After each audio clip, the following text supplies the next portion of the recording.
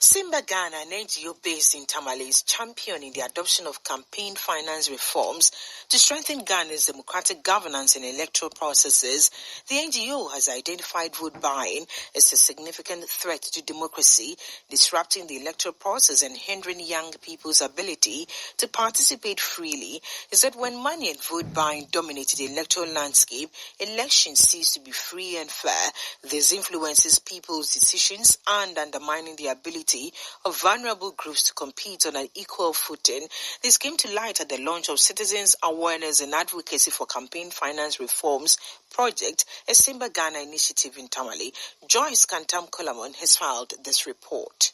The Citizens Awareness and Advocacy for Campaign Finance Reforms CACFIR project seeks to build public support and demand for stronger regulatory reforms to control money in politics, promote transparency in campaign finance, and reduce the high cost of politics in northern Ghana. Funded by the United States Agency for International Development, USAID, under the Political Accountability Activity POLA, its objectives include promoting transparency in campaign finance and reducing the high cost of politics in northern Ghana.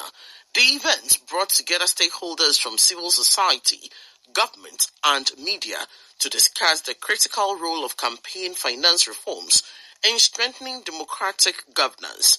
It also featured insights into the CACFIR project objectives, activities, and expectations.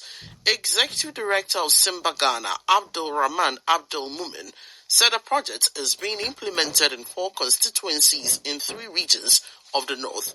He said Simba Ghana conducted a survey during the just-ended general election on vote buying, and the findings and recommendations will be presented to the appropriate authorities for consideration. We want these recommendations to be considered and so that the reforms can be effected.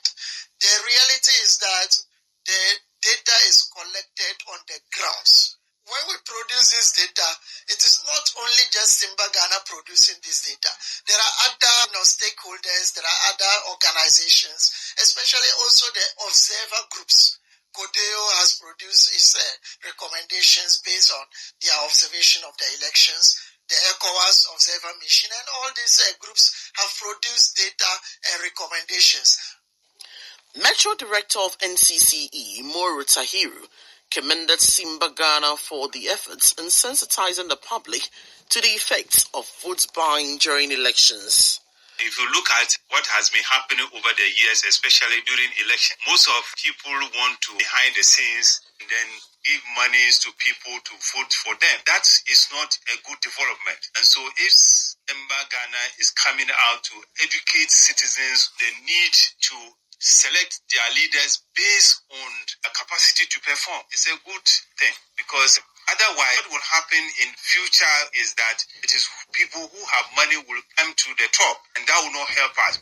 Former NPP aspirant for Tamale South constituency, Alhaji Baba Al-Hassan, said the influence of financial ability on political participation is critical and needs to be addressed.